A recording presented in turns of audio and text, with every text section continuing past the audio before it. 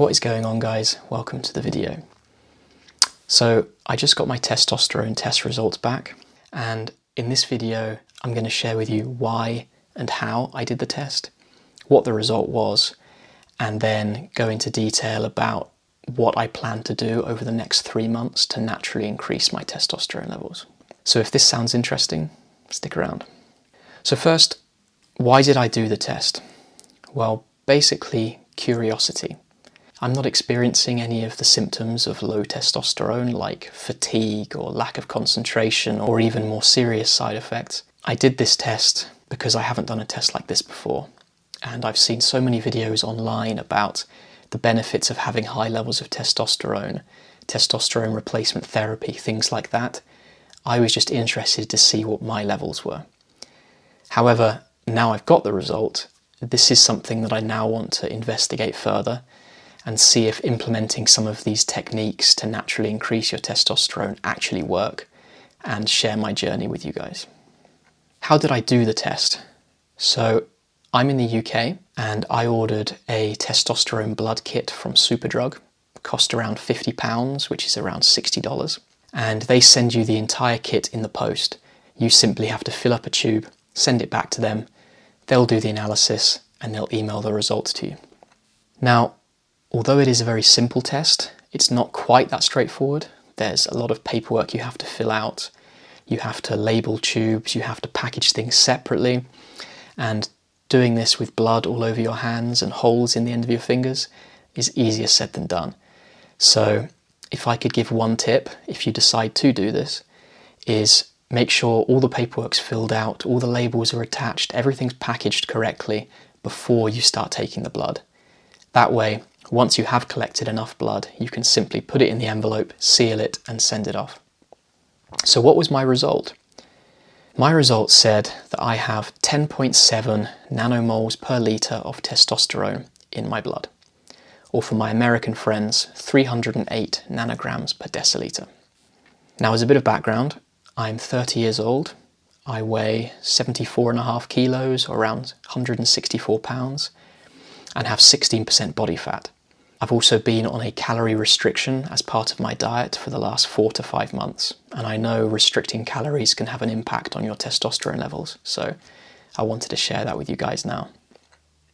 Now, although this is apparently within the normal range, it does seem on the low side to me, and this is why now I've got the results, I want to investigate different methods and try and increase this level. If I can double this and get from 300 to 600 in the next 3 months, I don't know if that's realistic or not, but I would see that as a great success. So how am I planning on doing this? Well, firstly, physically, I'm going to be getting more sleep. So there are studies that show that getting enough sleep can increase your testosterone levels.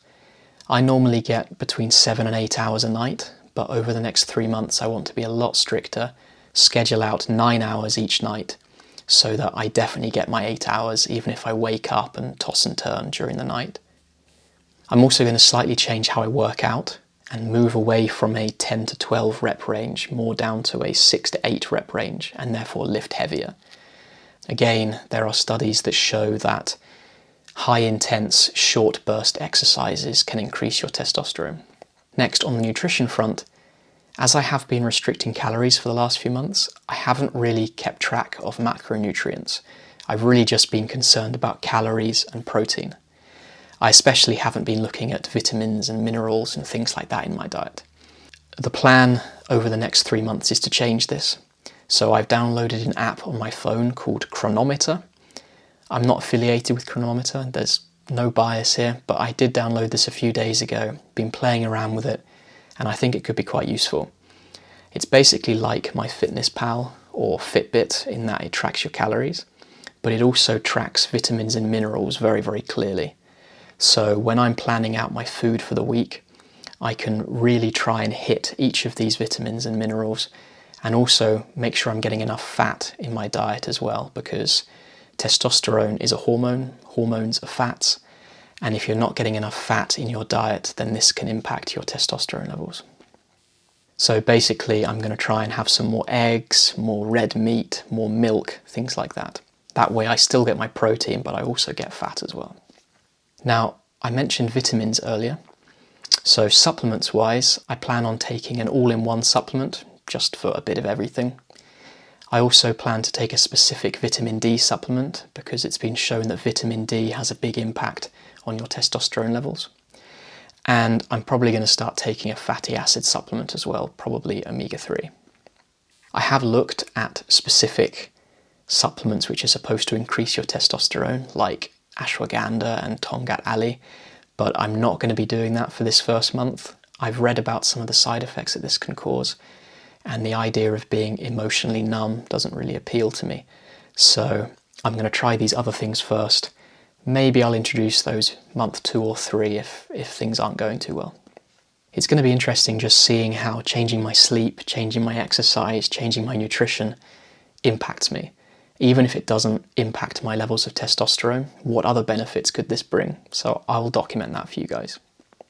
Now, I am changing a lot of things here, so if I do manage to increase my testosterone, it's going to be difficult to find which one had the biggest impact and therefore which one you could try. But I didn't want to stretch this out. I don't want to do one thing for 1 month, another thing for another month. I want to try and do this as quickly and as efficiently as possible. Now, I also want to note that next month when I do my blood test, I'm not just going to do a testosterone blood test. I'm going to do a full 52 marker blood test looking at all sorts of different things.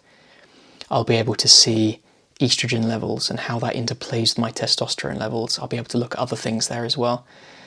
Again, out of interest, I just want to see what my levels are. And also, I think having this extra information could be really helpful moving forward, because maybe I can adjust other things month 2 and 3. So yeah, that's that. I'm currently 308, trying to get to around 600 naturally. I'm going to be changing my sleep, changing my exercise, changing my nutrition, supplementing, and I'll make a video in a month's time where I get my next blood test, keep you guys updated. So yeah, wish me luck. It's been a pleasure. I'll see you in the next video.